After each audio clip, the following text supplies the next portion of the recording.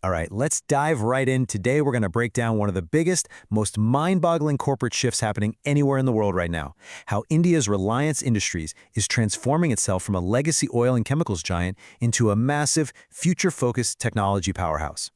You know, this quote from market analysts, it just hits the nail on the head. It perfectly captures the story we're exploring. We're not just talking about some company making a change. We're talking about a conglomerate that's becoming woven into the very fabric of India's digital, consumer, and even green future. And look, we're not talking about a little pivot here or some new product launch. This is a fundamental, ground-shaking pivot, a tectonic shift. It's literally the single largest reallocation of capital in Indian corporate history. They are shifting their entire center of gravity away from traditional energy and towards becoming a deep tech conglomerate. So what on earth is a deep tech conglomerate anyway? It's a great question. It means you're not just a company that uses technology. It means you're betting your entire future on creating and deploying the foundational tech that's going to define the next 50 years. Things like AI, 5G, and the whole green energy ecosystem. Okay, but to pull off a move this huge, you need one thing: a ton of cash. I mean, an absolutely colossal amount of money. So the big question is, where is it all coming from?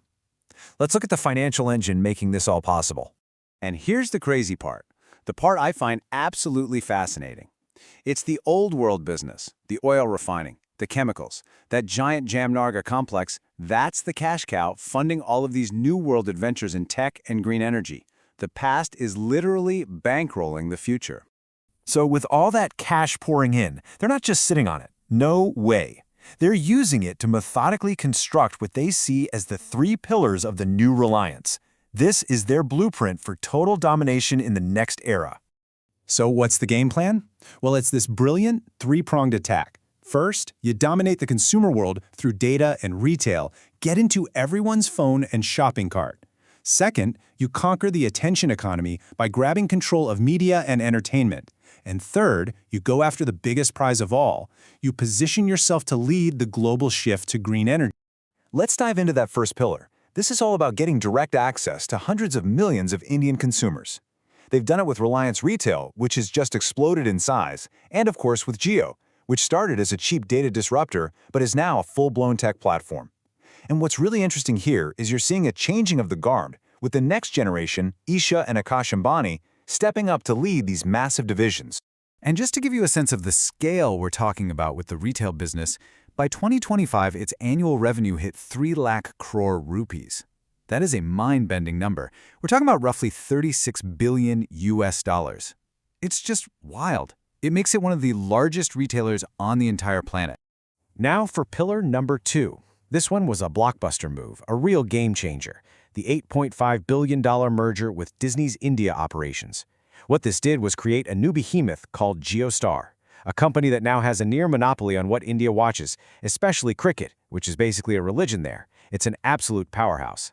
And then there's the third pillar. And honestly, this might be the most ambitious one of all. It's a massive, multi-billion-dollar bet to future-proof the entire company.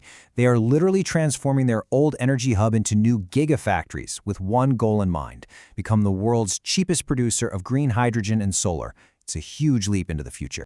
Okay, so they're spending billions and billions of dollars building all this stuff. But you gotta ask, right? When do the investors, the shareholders, actually see a return on all this? Well, that brings us to what the market is calling the Great Value Unlock.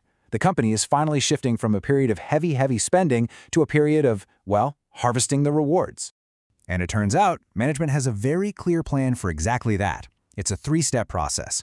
First, finalize that massive media venture with Disney, then reward existing shareholders with a bonus issue. Think of it as a big thank you that also signals they're super confident about the future. And then, the grand finale, the highly anticipated IPO of their crown jewel, Jio Platforms, in 2026. In the grand prize at the end of all this, the IPO? Well, the numbers are just staggering. Analysts believe that the Jio business, all by itself, could be valued at over $110 billion. That is the kind of value they are trying to unlock for their shareholders. But hold on. Is this whole grand plan a slam dunk? Of course not. Nothing this big is ever guaranteed. So let's do what any smart investor would do and take a balanced look at the arguments. What the bulls, the optimists, are saying versus what the bears, the skeptics, are worried about. So let's break it down. On one hand, you've got the bulls. They are fired up. They see this clear roadmap to unlock value with the IPOs. They see the new gigafactories about to turn into profit machines. And they see an unbeatable competitive advantage in media. But then on the other side of the coin, you have the bears. And they're raising some really valid points. They're worried that the old oil business is still subject to global shocks, that all this spending might take too long to pay off, and that being this dominant could attract unwanted attention from regulators. And of course, there's always a risk when you're pioneering a brand new technology like green hydrogen. And all of this massive scale, this incredible influence, it really boils down to one final huge question. A question not just for the company, but for the entire Indian economy. As one company's power grows so large that it starts to look like a core part of the nation's strategy, where do you draw that line between a national champion and a monopoly? That is the multi-billion-dollar question.